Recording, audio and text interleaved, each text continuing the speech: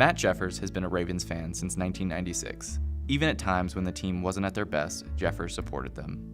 In mid-December, around the time Cam Cameron was fired, Jeffers wrote a letter to the Ravens encouraging them that ended up circulating around the locker room. He wrote about his mother's battle with terminal cancer and how to maintain a positive attitude. The team was so moved that they invited Jeffers to the Ravens camp, where the team and the coach spent the entire day with him. For my whole life, my mother and my father have needed to be there for me, for my surgeries, and it's been their job to have the positive attitude, right? And I would feed off that. And now kind of the roles are reversed, where I need to, I'm the caregiver, I'm the one needing to take her to the hospital and treatment and whatnot. So it's become my duty to give that positive energy toward her and help her fight in her battle. So it's been a nice give and take over the years. What's in the letter, I'll kind of sum it up for you, kind of the idea, right? First I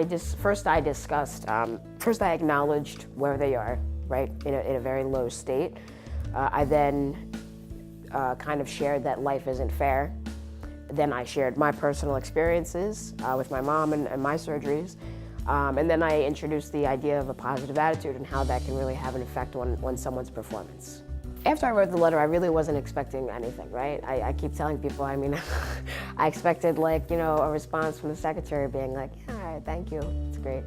But I think the next day even, I got a message forwarded from John Harbaugh, which was a really nice, long, thought out email response saying that, he really appreciated the message and sent it on to the players and the team and the staff and everyone at the organization. And I was like, wow, that's fantastic.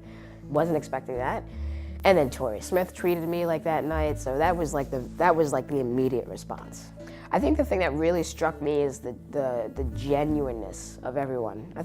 People were genuinely happy that my father and I were there. And especially in a sports organization, you don't always get that genuine feeling.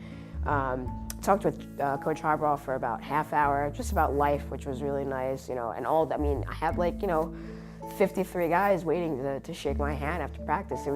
I still don't quite understand it. I told I told Coach Harbaugh, I was like, look, I'm very blessed that I'm here. I'm honored that I'm here, but I don't understand why I'm here. I wrote a little email. I still can't understand all of this, but it was a really, really fun time, and people were really happy for me to come, and I was happy to be there. Yeah, the ESPN segment, because I had mentioned in my letter that I was an acting major, I got a call from the producer of ESPN, and he kind of had this vision that he shared with me that, he wanted to make it not your typical conventional heartwarming story where a guy sits and gets interviewed or whatever. He really kind of wanted to run with this idea that why don't you act out your email, right? As if you're, telling it to the team. And I was like, sure, as an acting opportunity, it'll reach, millions of people. So I'm kind of seeing it as like an audition for America kind of thing, right?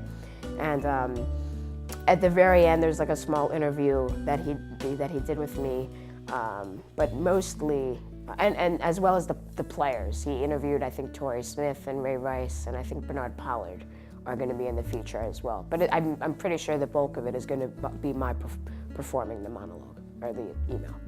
Medicine is not always found in the hospital, right? It's not always found in chemo or radiation. Medicine is found in good news. And I think that this current wave of good news is the best medicine for my mom. It's really what keeps her going. And right now we have a goal for her to see me graduate, because I graduate in May. So that's like the goal right now. And I think,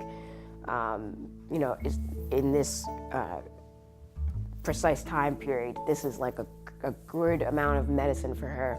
Good news to kind of keep her going into the winter months, and we'll go from there.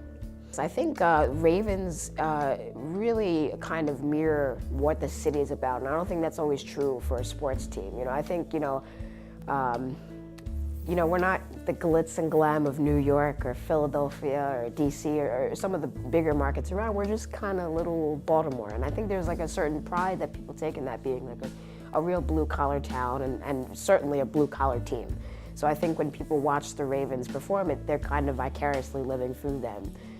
in the NFL. If you go through the games that the Ravens have played over the years, you can probably count on one hand the amount of blowout losses they've had, because they always fight.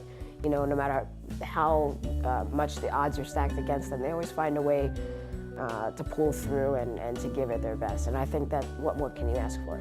Amazingly, you know, I'm going to the Super Bowl, I'm missing like one class, so it's great. We fly down Friday, we'll get there Friday afternoon, go to some parties that the local radio stations are having, and then Saturday we kind of want to tour, you know, New Orleans a bit, kind of just get a feel for the city and everything, and then I mean, Sunday from like 7 a.m. till, we don't even have a hotel Sunday night. We check out of the hotel on Sunday, so we're gonna be living on the streets Sunday, hopefully to be celebrating, but I'm excited. It's gonna be fun.